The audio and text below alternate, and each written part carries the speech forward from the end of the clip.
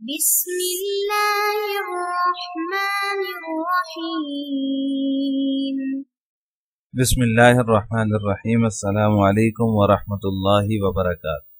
امید ہے آپ تمام احباب خیر و عافیت سے ہوں گے۔ آج جلالین ثانی کا سبق نمبر 100 ہے اور اس سبق سے ہم سورۃ الرحمن شروع کر رہے ہیں۔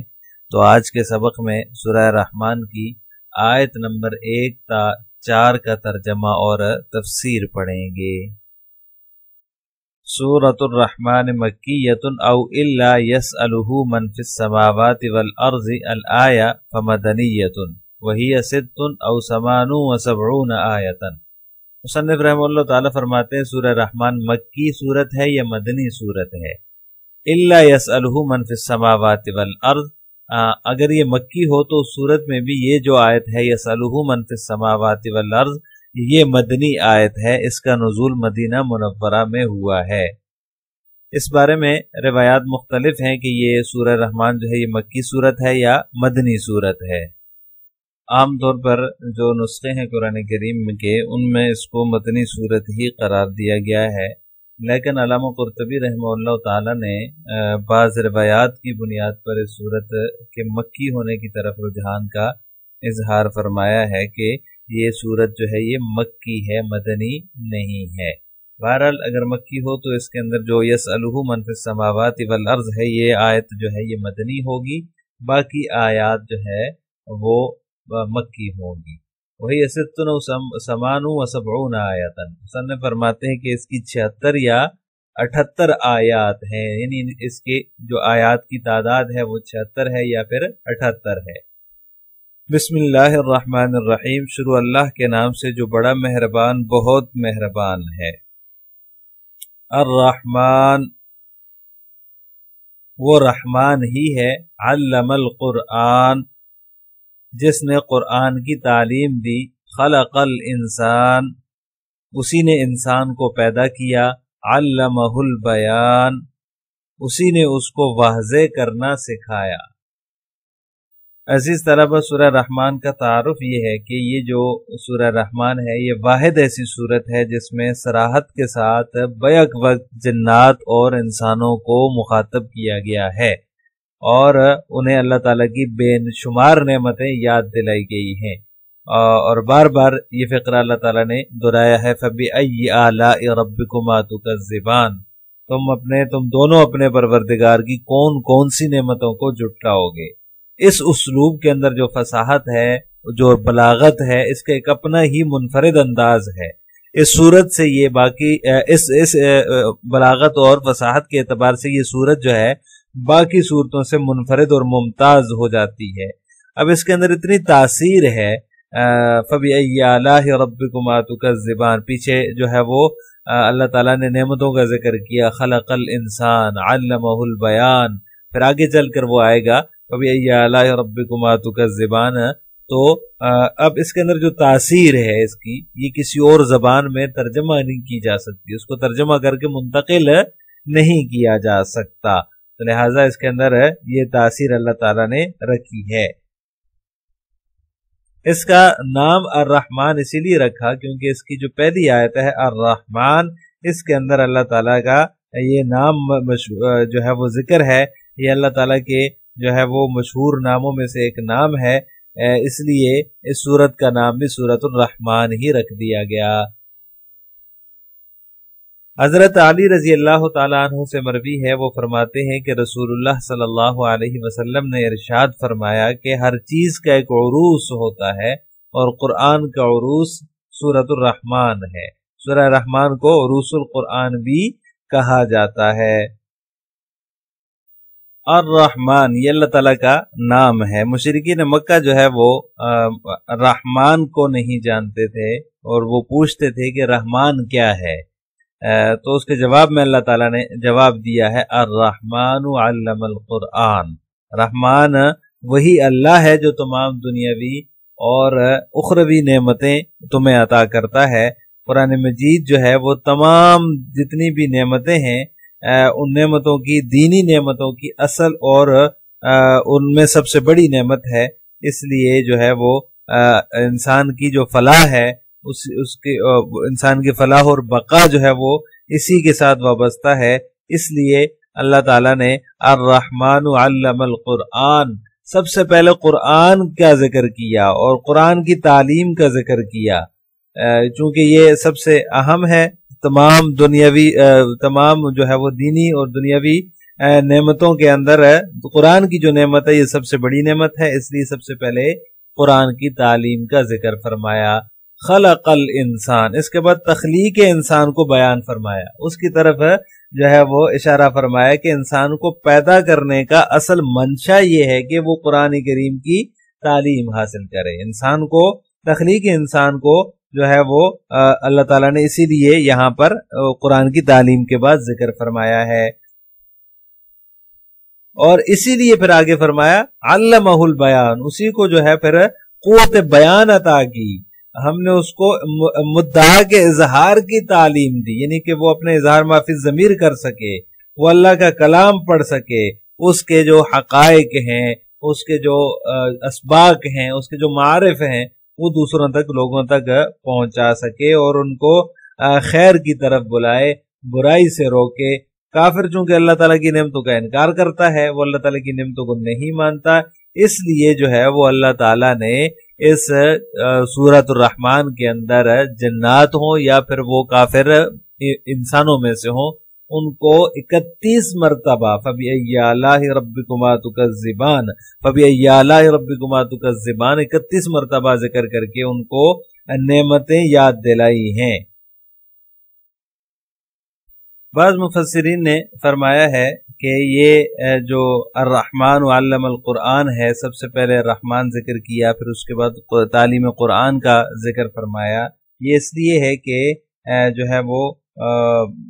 کفار نے یہ کہا تھا، کفار یہ کہا کرتے تھے کہ یہ اللہ کا کلام نہیں ہے، یہ تو کوئی شخص آ کر آپ صلی اللہ علیہ وسلم کو سکھا کر چلا جاتا ہے، یعنی یہ اللہ کا کلام نہیں ہے. اس کے جواب میں اللہ تعالیٰ نے فرمایا الرحمن علم القرآن،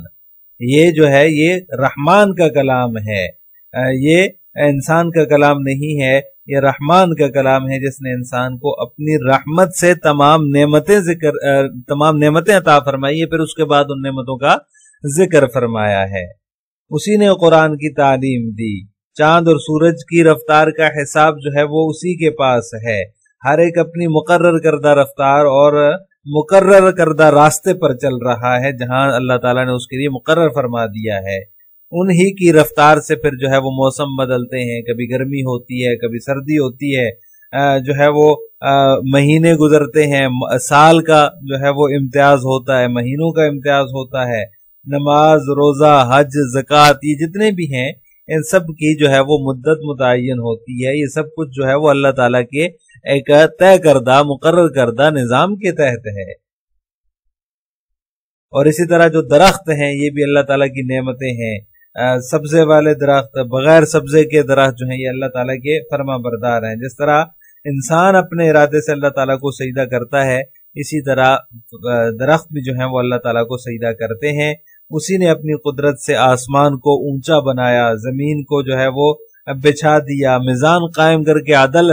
قائم کرنے کا حکم دیا اور سب کو جو ہے وہ عدل کا ذمہ دار ٹھہرایا تاکہ تم وزن میں حق سے تجاوز نہ کرو.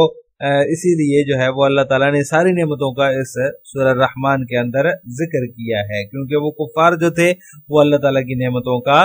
جو ہے وہ انکار کرتے تھے، اللہ تعالیٰ کی نعمتوں کو نہیں مانتے تھے. لہٰذا اس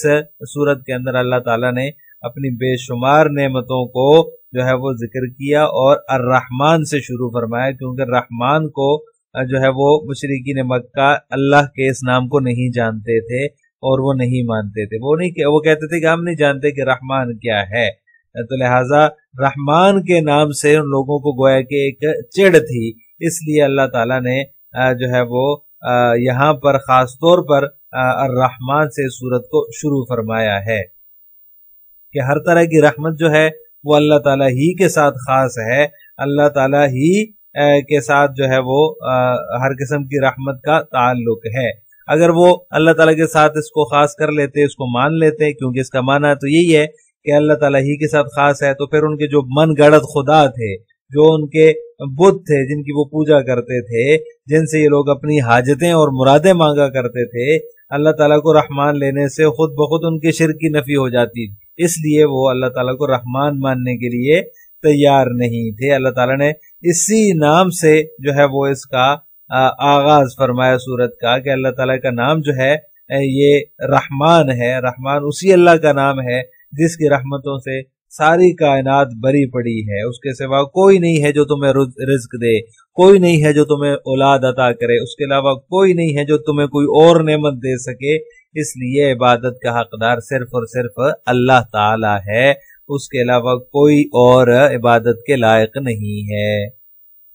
تو لہٰذا اس صورت سے جو ہے وہ اللہ تبارک و تعالیٰ نے سب سے پہلے علوم قرآن کا ذکر کیا، تعلیم قرآن کا ذکر کیا، تو اس سے قرآن کریم کے فضائل بھی پتہ چلتے ہیں کہ اللہ تعالیٰ کی جو سب سے بڑی نعمت ہے وہ تعلیم قرآن ہے، قرآن کریم کی تعلیم ہے، جس سے قرآن کریم کی فضیلت کا اندازہ ہوتا ہے۔ یہ اللہ تعالیٰ کی بہت بڑی نعمت ہے قرآن کریم، جو اللہ تعالیٰ نے مومنین کو عطا فرمائی ہے۔ اس کے الفاظ بھی سکھائے اللہ تعالیٰ نے، اس کے معنی بھی سکھائے، اس کے جو ہے اس کی فصاحت و بلاغت بھی اللہ تعالیٰ نے انسان کو سمجھائی، اس کا سمجھنا، اس کا حفظ کرنا، یہ سب آسان فرما دیا۔ یہ زمین پر رہنے والے ہر عاجز بندے جس کے اندر جو ہے وہ خون بھرا ہوا ہے،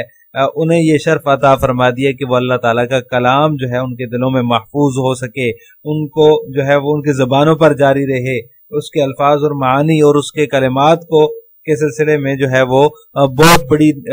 خدمات ہوئی ہیں۔ قرآن کریم کی جو تفسیریں لکھی گئی ہیں، یہ انسان ہی نے لکھی ہیں، اللہ تعالیٰ نے ہی انسان کو کلمات کے معنی، الفاظ اور پھر جو ہے وہ اس کے فصاحت و بلاغت اور اس کی تفسیر سمجھائی اور اس کے معنی سمجھائے۔ تو اس کا بہت بڑا جو ہے وہ انسانوں نے کام کیا ہے۔ قرآن کریم کی مختلف تفسیر، سینکڑوں ہزاروں تفسیر لکھی جا چکی ہیں، اور یہ سلسلہ مسلسل جاری ہے۔ قرآن کریم کے علوم اور معانی وہ ختم ہونے والی چیز نہیں ہے، مسلسل جاری ہے اور قیامت تک جاری رہے گا۔ قرآن کریم اللہ تعالیٰ نے نازل فرمایا، اپنے بندوں کو سکھایا، اور اس کا سکھانے کا شرف بھی پھر عطا فرمایا کہ اس کو وہ آگے بھی سکھا سکے۔ علمہ البیان، بیان کے جو ہے وہ قوت بھی اللہ تعالیٰ نے عطا فرمائی ہے۔ لہذا رسول اللہ صلی اللہ علیہ وسلم کا ارشاد ہے کہ جس شخص نے جو ہے وہ قرآن کریم کو حفظ کر لیا، اللہ تعالیٰ نے اسے قرآن کریم کی حفظ کی نعمت دی، پھر اس نے کسی دوسری نعمت کی وجہ سے کسی کے بارے میں یہ سمجھا کہ اس کو جو نعمت دی گئی وہ اس نعمت سے افضل ہے جو مجھے دی گئی، تو اس نے سب سے بڑی نعمت کی ناقدری کی۔ یعنی قرآن کریم کا حافظ کسی اور کو دیکھ کر کہے کہ مجھ سے بڑی نعمت ہے اس کے پاس، تو وہ قرآن کریم کے حفظ کی نعمت کا ناقدرہ ہوگا۔ سب سے بڑی نعمت جو اللہ تعالیٰ نے جو ہے وہ اس سورت کی شروع میں علمہ القرآن، قرآن کریم کی تعلیم کا ذکر کیا، وہ اس نعمت کی ناشکری کرنے والا ہوگا۔ حضرت عثمان رضی اللہ تعالیٰ عنہ سے روایت ہے، وہ فرماتے ہیں کہ اللہ صلی اللہ علیہ وسلم نے فرمایا خیرکم من تعلم القرآن وعلمہ، تم میں سے سب سے بہتر وہ ہے جو قرآن خود بھی سیکھے اور دوسروں کو بھی سکھائے۔ حضرت عبداللہ بن عباس رضی اللہ تعالیٰ عنہ سے مروی ہے، وہ فرماتے ہیں کہ رسول اللہ صلی اللہ علیہ وسلم نے فرمایا میری امت کے اشراف وہ ہیں جو قرآن کریم کے حاملین ہیں، حاملین قرآن کو اشراف آپ صلی اللہ علیہ وسلم فرما رہے ہیں، اور راتوں کو بیدار رہنے والے۔ ایک تو حاملین قرآن ہے اور راتوں کو بیدار رہنے والے ہیں۔ اللہ تعالیٰ کی یہ جو کتاب ہے قرآن مجید، یہ اللہ تعالیٰ کا کلام بھی ہے، اور یہ اللہ تعالیٰ کی طرف سے مسلمانوں کی طرف بھیجی گئی کتاب بھی ہے۔ یہ اللہ تعالیٰ نے اس کو سورہ رحمان کے شروع میں تعلیم قرآن کو ذکر کر کے یہ بتا دیے کہ یہ بہت بڑی نعمت ہے جس کے فضائل کا میں نے ابھی تذکرہ کیا آپ کے سامنے۔ لہٰذا جس کے دل میں قرآن نہیں ہے، قرآن کی تعلیم نہیں ہے، وہ دل جو ہے بڑا محروم دل ہے۔ آپ صلی اللہ علیہ وسلم نے ارشاد فرمایا جس کے دل میں قرآن کا کچھ حصہ بھی نہ ہو، اس کی مثال ویران گھر کی ہے۔ جس طرح ویران گھر ہوتا ہے جس میں کوئی نہیں رہتا، اس کو ویران کہا جاتا ہے، اس ویران کے گھر کی طرح ہے جس شخص کے دل میں قرآن کا کوئی حصہ موجود نہیں ہے۔ ان الذی لیس فی جوفہ شیء من القرآن کالبیت الخرب، قرآن کریم کا کوئی حصہ اگر کسی کے دل میں نہیں ہے تو وہ اس ویران گھر کی طرح ہے۔ الرحمن علم من شاء القرآن، مصنف فرماتے ہیں رحمان اللہ وہی ہے رحمان، علم القرآن جس نے قرآن کریم کو سکھایا، مصنف فرماتے ہیں من شاء جس کو چاہتا ہے وہ قرآن کی تعلیم دیتا ہے، خلق الانسان جس نے انسان کو پیدا کیا، ایل جنس انسان سے مراد یہاں پر جنس ہے، علمہ البیان جس نے بیان کی قوت اس کو سکھائی، النطق بیان سے مراد مصنف فرماتے ہیں علمہ البیان کے اندر جو بیان ہے اس سے مراد نطق ہے۔ السلام علیکم ورحمۃ اللہ وبرکاتہ۔